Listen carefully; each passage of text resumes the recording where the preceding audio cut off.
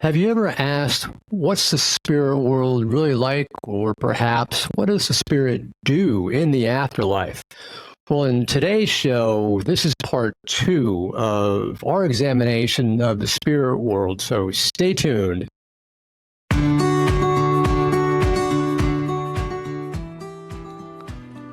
Welcome to the Spirits Beside Us podcast. I'm your host, Chris Lippincott. I'm an ex-Wall Street analyst turned international medium, spiritual teacher, and best-selling author.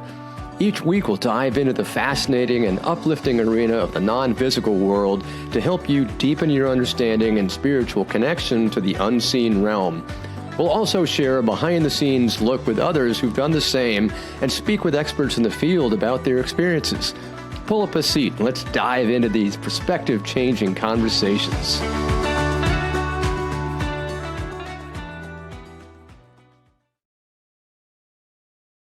Welcome to Spirits Beside Us. I'm so glad you've joined us today. Today we're going to be taking a look at the spirit world, discussing all about it and what it's like to be a spirit there, and what is spirit really doing in the spirit world. Now, unlike what many believe, spirit is really actually quite solid, and the spirit realm itself is also quite solid. It's just a continuation of our life here on the physical plane, the earth school, if you will. The only difference is that in the spirit realm, nothing deteriorates. Everything continues to live. Everything is continual energy. It's perpetual summertime.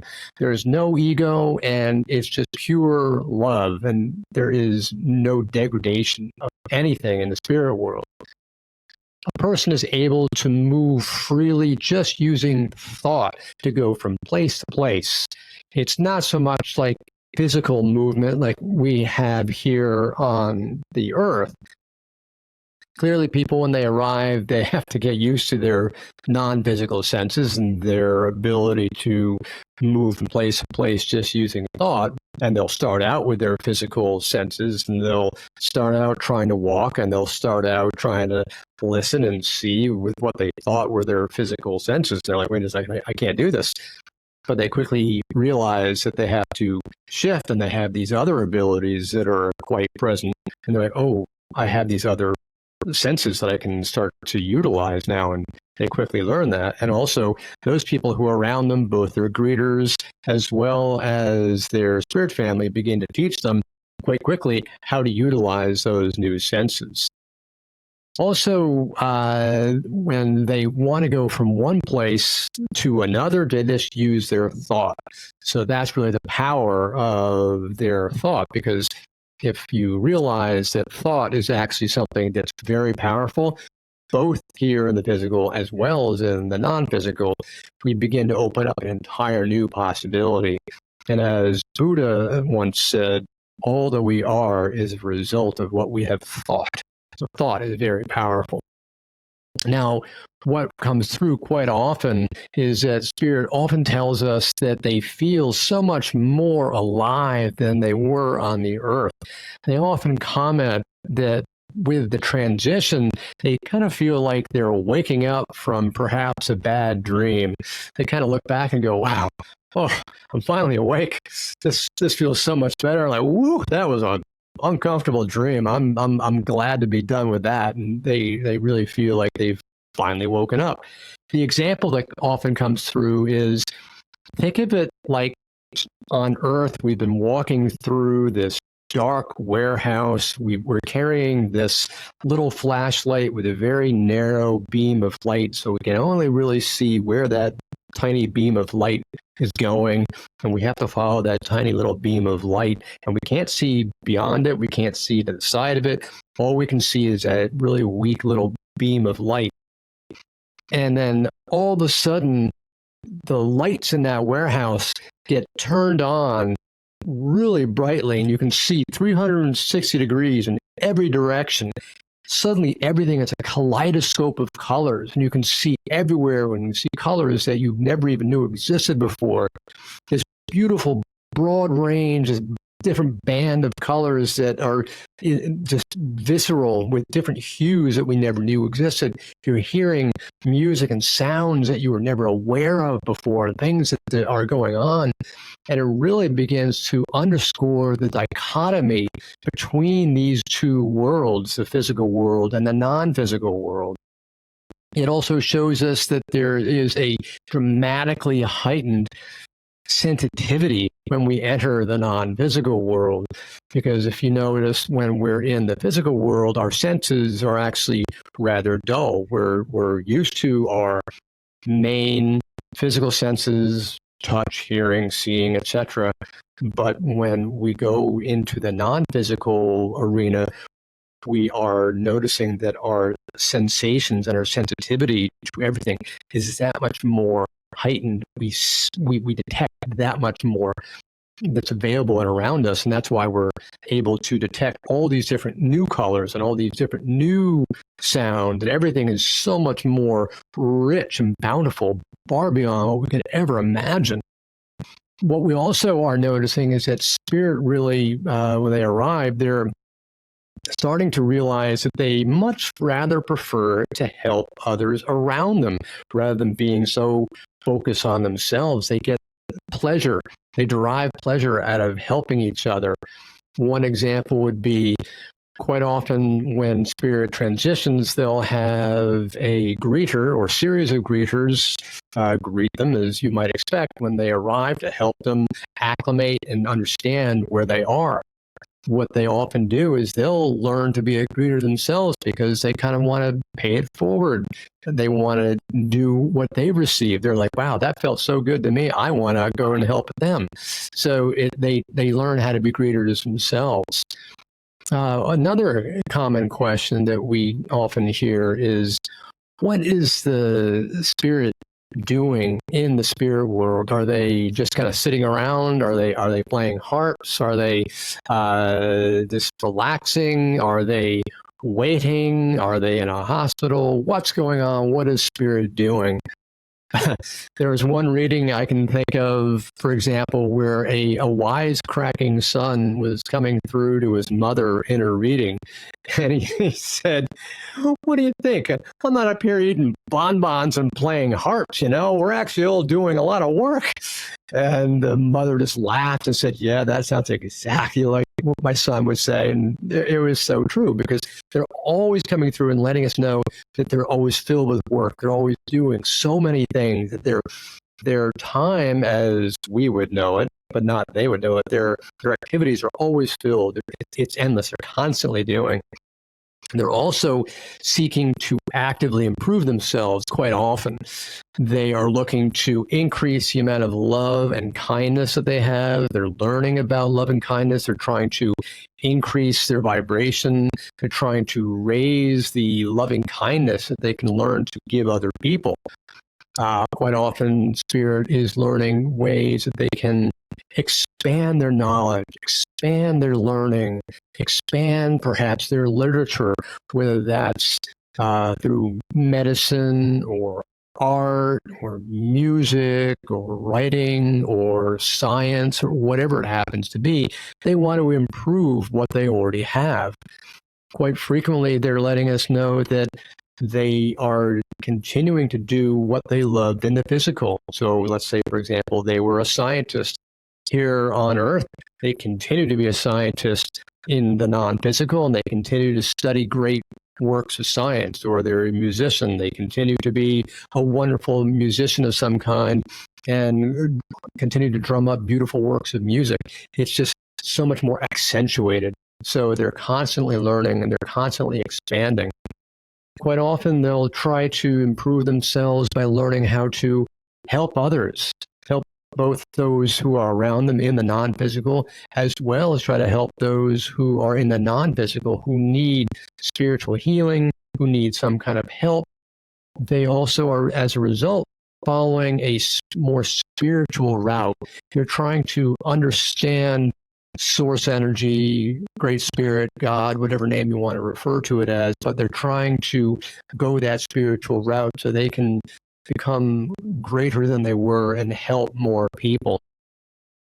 many times what we understand is that spirit is trying to continue to give great works as they gave it when they were in the physical. Quite often you'll hear about spirit come through in automatic writings describing that they're creating these new works, or they're having these incredible new discoveries. For example, the scientists I was talking about, they'll share those new works of music or literature or art or science with people on Earth who perhaps might be a little bit more receptive. They're often inspiring humans as they share their knowledge with them. In fact, the Latin word inspirare is really the designation and the derivative of inspire, because inspirare means literally to blow into or to breathe upon. And that's literally what Spirit's been doing. It's been blowing into the minds of these humans everything that they know, whether it's new science or new music or new works of art. So when you think about the great masters, whether it's Mozart or Michelangelo or Da Vinci or Picasso or Raphael or Tesla or Edison or Franklin, all those people who are just, you would naturally think these people were great. They had incredible amounts of either knowledge or skill, or they did things that far surpassed anybody else. They all had unusual inspiration. And they had that inspiration from sources that they just couldn't define. They said, I am inspired and I don't know where it's coming from. Well, we know it's coming from spirit, inspirare. They were breathing in these ideas into the recipients, like a Mozart or a Tesla or Edison, etc. So that's what was so amazing. Also, we hear about spirit just building things for the sheer joy of it. Maybe they'll build a beautiful structure of some kind. They'll create an amazing, beautiful structure that's giant, made of all these wonderful materials that we couldn't possibly have on Earth, just for the joy of it, just for the sheer pleasure of it. And once they're done, they'll take it down and build something else. It's kind of like a child. Think of a child when they're in their room and they've got all these building blocks and they're just so focused on the building blocks and they're putting them all together like, oh, this is great. And then they finally finish that giant building they've been making with those building blocks. They enjoy it and they're like, oh, that's beautiful. What do? Eventually they tear it down and they start over and they build something else. And they just keep on doing that over and over and over again. Why do they do that? Not necessarily for the accomplishment of it, but for the joy of making it, for the joy of what they can actually create, for the joy of doing. They love creating. So it's the sheer pleasure and the joy of doing. They do it. It's for the pleasure. It's endless pleasure. For example, they may do gardening. Let's say somebody just an avid gardener and they couldn't get enough of gardening here in the physical. That desire, that passion for gardening, maybe in the spirit world, they are doing these incredible gardens, endlessly working on the garden because they love to work on the garden. It's not because they have to. It's not because somebody told them to do it. It's because they love gardening. And you'll see people working on these immaculate gardens, these incredible gardens, things that you wouldn't do otherwise, but they're doing it for the sheer joy of it, just because they like it. And it's something that they can do. And so it continues on again with the idea of the structure. They'll build the structure because they enjoy it and they'll tear it down, start over and do something else. So like a child, that same example, right? So they're going to continue to do these activities that they enjoyed on Earth, whether they're displaying it through music or art, maybe theater or writing or literature of some kind. They're just going to continue to do what they enjoy. Quite often what we hear about is that you'll have these classical works that are often displayed through either music, say, for example, it could be with these great choirs directed by the original composers. Let's say, for example, Mozart or Bach, one of his great symphonies, he could be directing one of these great symphonies live in person because he can. Or perhaps you'll have these incredible works of art. You'll see Michelangelo sculpting, or you'll see Picasso painting live. It's all happening in real time. You'll see historic plays, for example, directed by the original playwrights themselves. Perhaps you'll get a Shakespeare directing the play, or perhaps you'll get some of the historic actors actually acting in the plays themselves. If the play was about an historic figure, maybe that historic figure is actually in the play, one of the actual original actors in that play. You'll also see incredible masterpieces or gardens just because it's the pleasure of what they do. Another thing we've heard about from spirit is that in fact, they do eat, but not in the same way that we do. They consume food just for the sheer pleasure of the food, the taste. They imbibe with their senses. It's not because they're hungry. They'll have unusual fruit, for example, and they'll just have these incredible senses of what the fruit tastes like. And it's so beautiful, this incredible senses of this delectable fruit that we might not have here in the physical.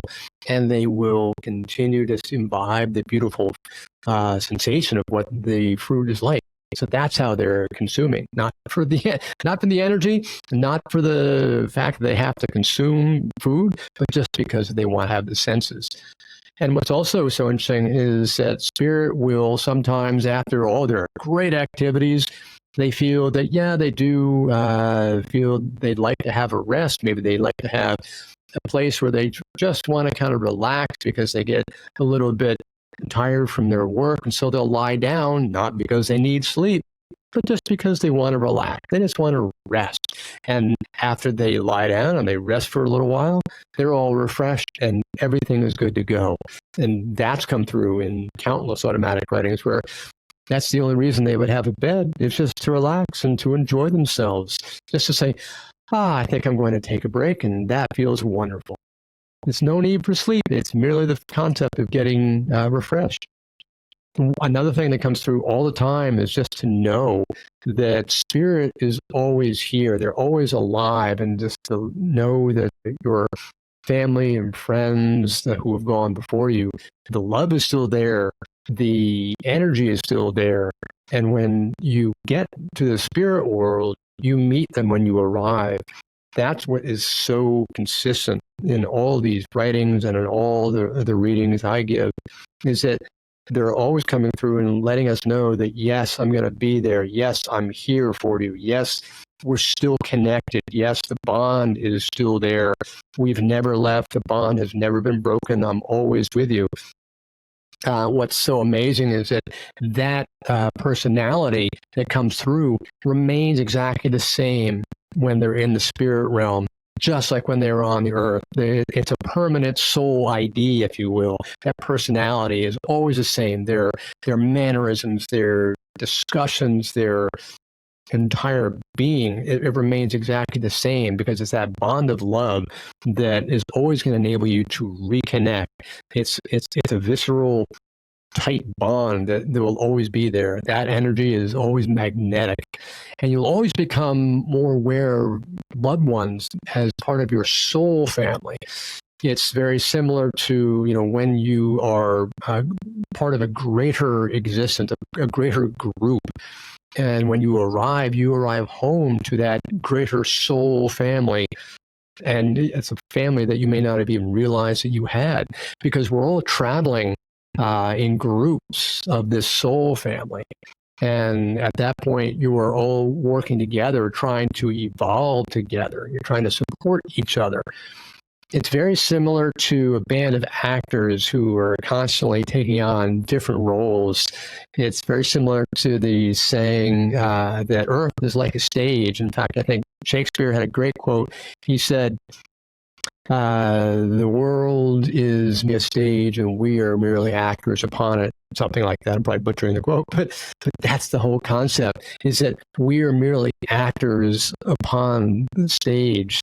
We're all playing different roles. We're all wearing different costumes as we go through our different incarnations. Every time we reincarnate, we're playing a different role. We're playing a different costume, and we're interacting with each other in different ways. So that's what's so incredible. For example, one play, you might be a mother. Another play, you might be a father. You might be a child. You might be a grandparent, whatever it is. You might be the ice cream man. You might be the boss, whatever.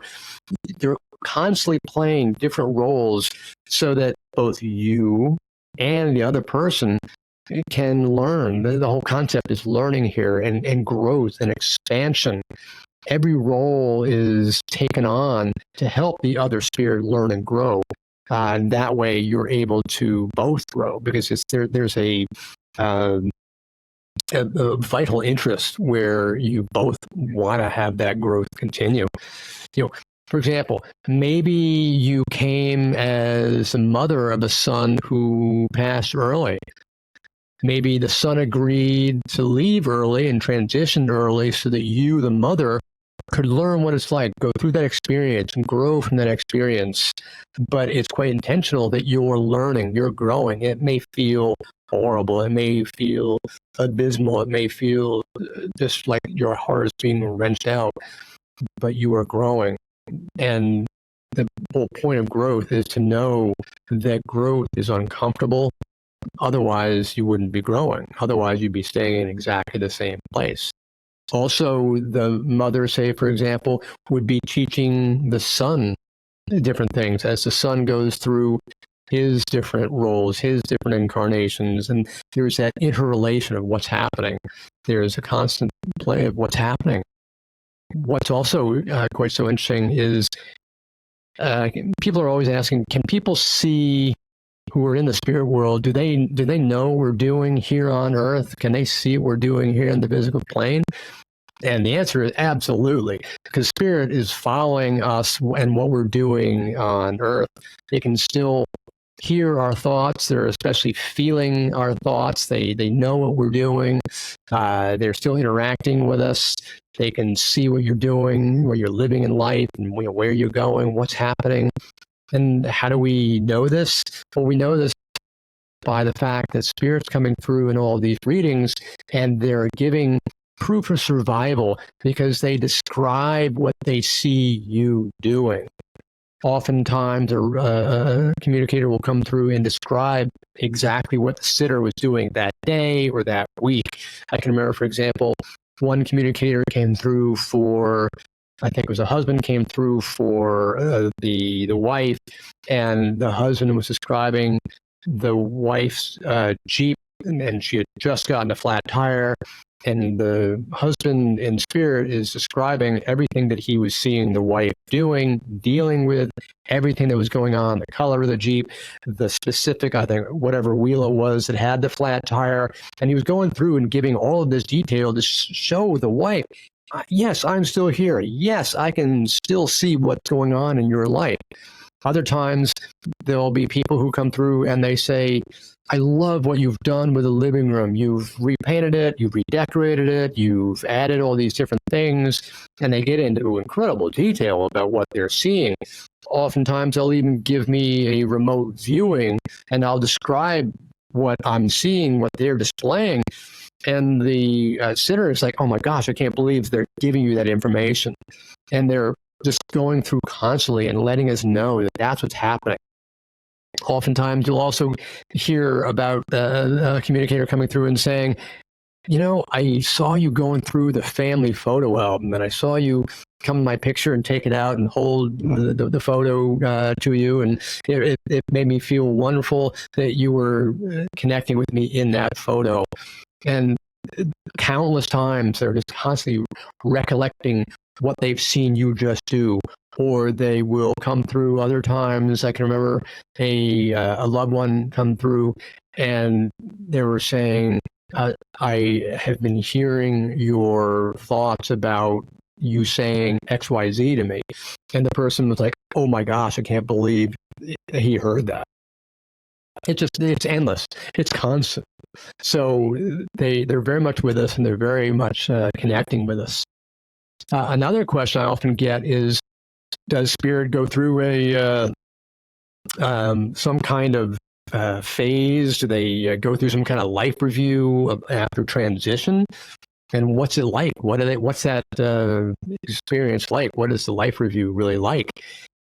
I'd say yes, they do go through the life review. Every spirit does have a life review, but it's not until after they've really got acclimated to the spirit world for obvious reasons, because they have to sort of get their foothold, if you will, their understanding, their terra firma, for lack of a better phrase. It's not exactly firma, is it? But they have to get their acclimation first before they can go through that review. And the spirit world is someplace that it's nothing but a matter of love. So it's really a very brief review of every single action that spirit has taken in the previous life. It's like an entire flash. It's a movie, if you will, of the person's entire life, but it's an instantaneous flash that goes before them, and they see every single action that they took in their life from birth until death. And it's like they're on a movie screen and they see everything at once just flying before them. And the whole purpose of the review is so they can learn how they could have done better, what they did really well, areas of improvement, how they could have lived a better life, what things they should have done to have a more improved life.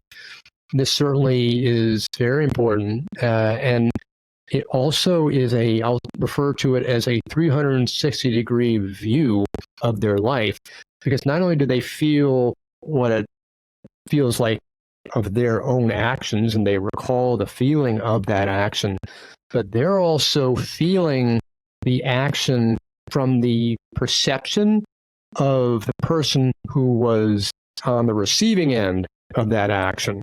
They're from the perception and the perspective of the recipient. The greatest example I can give that, for example, is an example of a hitman who used to work for the mob and came through in an automatic writing, and he described his life review. And it was going along really well until he started having all these experiences of the pain that he caused. So not only did he know what he did, but he had to step into the shoes of the recipients, into the shoes of the family members, into the shoes of everybody that he affected. And he explained that the agony that he went through as he viscerally experienced the pain that he caused from the perspective of those who went through that pain.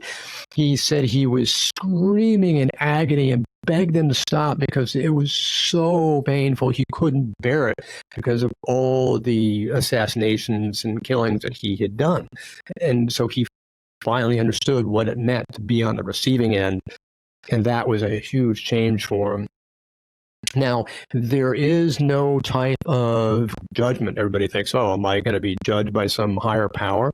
No, you're not going to be judged, because you are your own worst judge. You are your own most critical judge that you could ever be. You're going to judge yourself far more harshly than anybody else possibly could. After you go through that life review, you're just in a completely different place. You're in a completely different perspective, different mindset. You judge yourself far more harshly than anybody ever else possibly could. Same thing happens here on Earth. The difference is when you're in the spirit world, because you have no ego, you're not protected. It's all raw. It's all there, and you've got nothing to hide behind. You are there front and center, and you can't hide behind and say, oh, well, that's not me. I'm going to show my false self. No, you're showing your true self, and you have to deal with that. And that's what's so amazing. And again, the whole purpose of that life review is to show you how you could change, how you could improve, what are the things that you can do next time in your next life so that you can live a better life in your next incarnation in the physical. So that's really what we were talking all about, and I really hope this was wonderful. I'm so glad that you joined us today, and I thank you so much for joining us, and I hope you enjoyed today's episode of Spirits Beside Us. And there's going to be a lot of detail in the show notes on the website, spiritsbesideus.com. So if you want information, go to the website links for that. And I'd love it if next week you tune in to the next episode, because next week we're going to be talking about something really great. We're going to be talking about the science behind spirit and behind the non-physical world and behind consciousness. We're going to dive deep into the science using the field of quantum physics. Don't worry, I won't get so deep you can't understand it, but we'll use the basic fundamental principles of quantum physics to examine how spirit and how survival of consciousness is truly possible. In fact, what's so interesting is that it was quantum physics that finally got me to go from the skeptical, logical mindset over to the non-physical understanding, and that's really what bridged me. So it's going to be really helpful, I hope, for you. So I'll explain that. I'm no scientist, but it's going to be a great show. So also let me know what kind of topics you'd love to have, love to hear about, and if you have any questions, definitely drop me a line. You can reach out to me on Spirits Beside Us. So I look forward to talking to you next episode. And until then, this is Chris signing off, and I'm sending you love and light. Bye for now. I hope you enjoyed this episode of Spirits Beside Us. Make sure you head over to the show notes for all the links and information on this week's episode. You can check it out at spiritsbesideus.com. If you love this episode as much as I did, head over to rate and subscribe so you never miss an episode. Also, if you're looking for a community of spiritual seekers like yourself, make sure you join my Facebook page, Spirits Beside Us Podcast on Facebook. This is Chris signing off, sending you love and light. I can't wait to connect with you again on Wednesday.